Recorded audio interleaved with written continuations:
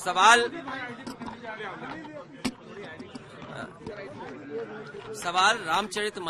मानस का नहीं था और ना सवाल किसी और बात का था। मैंने कई मौकों पर कहा कि समाजवादी पार्टी भगवान विष्णु और उनके जितने भी अवतार हैं उन सब भगवानों को मानती है।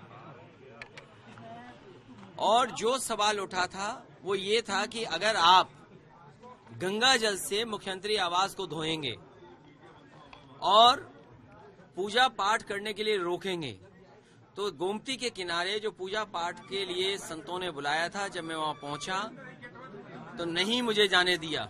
वो इसीलिए नहीं जाने दिया कि आप शूद्र की कैटेगरी में आते हैं, और शूद्र की कैटेगरी में आते हैं इसीलिए नहीं आने दिया।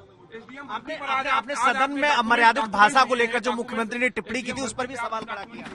देखिए, वो सरकार को किसी रिपोर्ट, किसी फर्जी न्यूज को नहीं दिखाना चाहिए, और उसमें विशेषाधिकार बनता है मुख्यमंत्री जी के खिलाफ भी। वो बात स्पीकर से और सदन में की जाएगी, लेकिन जो नेता सदन और उत्तर प्रदेश के मुख्यमंत्री जी और बीजेपी के लोग जो झूठा प्रचार करते हैं कि इतने एसडीएम एक जाति के हुए हैं, आखिरकार सरकार सूची जारी करे और सूची जारी कर करके बताए कि आखिरकार क्या सच्चाई है। और इसीलिए समाजवादी पार्टी जाति जनगणना चाहती है। आबादी में कितनी जाति के कौन कौन लोग हैं, कम से कम ये सामने आए, जिससे समय समय पर इस तरह का आरोप किसी पर न लगे। लगातार लॉ एंड ऑर्डर पर सवाल उठ रहे हैं। देखिए, लॉ एंड ऑर्डर डायलॉग से नहीं ठीक होगा। लॉ एंड ऑर्डर किसी डायलॉग से नहीं ठीक हो सकता है कि मिट्टी में मिला देंगे। आपने मिट्टी में मिला देने के लिए कहा, अमेठी में 2 की हत्या हो गई। तो ये लगातार पुलिस पे काम करने पर और पुलिस के ईमानदार अधिकारियों को जब मौका देंगे तब लॉ एंड ऑर्डर बेहतर होगा। बीजेपी के विधायक ने कहा एक तो मिट्टी में मिला दिया, औरों की बारी है। ये डायलॉग से नहीं ठीक होगा। आप एनसीआरबी के आंकड़े देखिए। एनसीआरबी में आंकड़े अगर आप देखते हैं तो महिलाएं और बेटियों के ऊपर सबसे ज्यादा अगर घटनाएं कहीं हो रही हैं और असुरक्षित महिलाएं कहीं हैं तो उत्तर प्रदेश में हैं। सबसे ज्यादा कस्टोडियल जुडिशियल डेथ अगर कहीं है तो गुजरात के बाद उत्तर प्रदेश में है।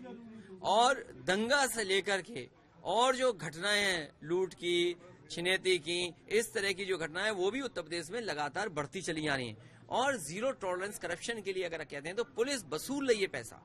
कई घटनाएं सुनने में आती हैं पैसा वसूल रहे हैं। और जहां माँ बेटी को प्रशासन जला दे, सरकार चुप हो, अगर उनके परिवार का कोई सदस्य न्याय मांगने जाता है तो उसको सर्दी में नंगा कर दें, ये कहाँ का न्याय है। और फिर बलवंत सिंह की कस्टोडियल डेथ हुई, सरकार ने कहा 1 करोड़ मदद करेंगे। वहां के सांसद जो बीजेपी के, उन्होंने कहा हम इतने करोड़ की मदद कराएंगे, सरकारी नौकरी देंगे। क्या उस बलवंत सिंह की पत्नी को सरकारी नौकरी दे दी, 1 करोड़ की मदद कर दी। आज अमेठी में जो जान गई हैं और इससे पहले भी जान गई हैं, ट्रिपल मर्डर हुआ था, क्या उनके परिवारों के सदस्यों को सरकारी नौकरी सरकार देगी? क्या 1-1 करोड़ मुआवजा सरकार देगी? तो ये डायलॉग से नहीं होगा ठीक। आपको कम से कम परमानेंट डीजीपी तो पोस्ट कर दें।